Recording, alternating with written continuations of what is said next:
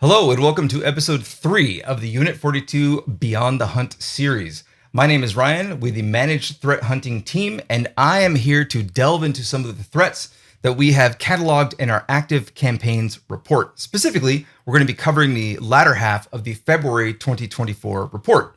If you're not yet familiar with this series, please head on back to episode 1 so that you can get a breakdown on what it is that we're doing in this particular series. For now, and if you're in the know, we're going to jump into some of these threats. We're going to be covering specifically a new tool being leveraged to run discovery and identification within Active Directory. And we're also going to be looking into a vulnerability within Microsoft Office known as Moniker Link.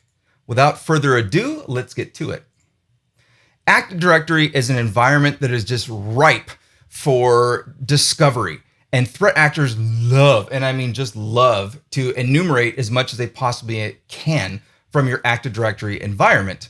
For many years, we've been seeing a tool called SharpHound being brought into the environment that allows them to run this discovery. And it does so via standard lightweight directory access protocol, or LDAP, queries directly against the database. We're now seeing a new tool released by a team called Falcon Force called SoapPound. This particular tool, and I'll highlight it right here, rather than doing a direct LDAP query, it uses Active Directory Web Services over port 9389. Unfortunately, many people are not monitoring this particular port. So we have here, I'll show you a screenshot of one of our queries where we're looking for any unsigned processes that are making requests against this particular service. This is important because we're trying to identify potentially threat actor tooling that's being brought in that's looking to discover what you have in Active Directory.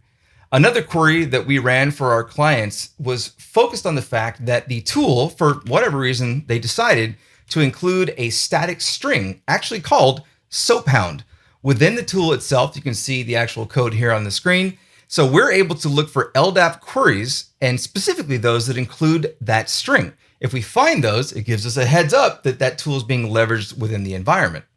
The overall recommendations to basically thwart this threat are to monitor ADWS along with activity on port 9389. And again, many folks are not doing that. So check to see if you're doing that. And if you're not, start doing it, right?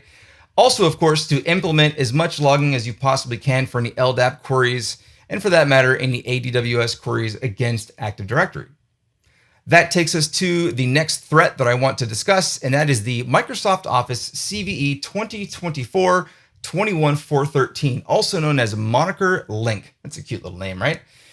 Long story short, this vulnerability involves a particular COM object that allows a threat actor to include a specifically typed URL within an email. If that URL is clicked, then a request can go out to an external resource using SMB.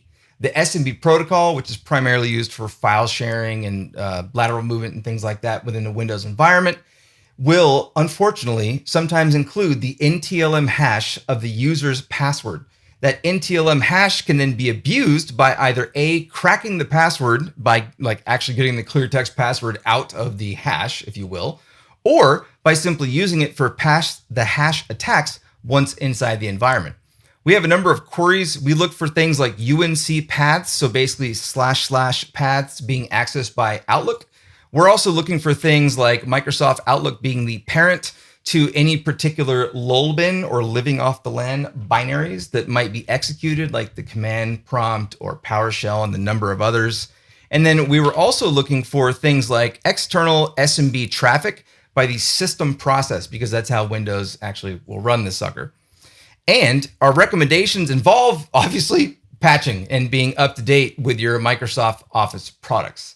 So that concludes episode 3 of the show. If you have not yet done so, please like and subscribe to make sure that you don't miss any future episodes. And if you're interested in learning more about the Unit 42 MDR or MTH teams, please take a look at the link, the Getting Started link in our description. Again, I'm Ryan from Unit 42 MTH, and I will see you next time.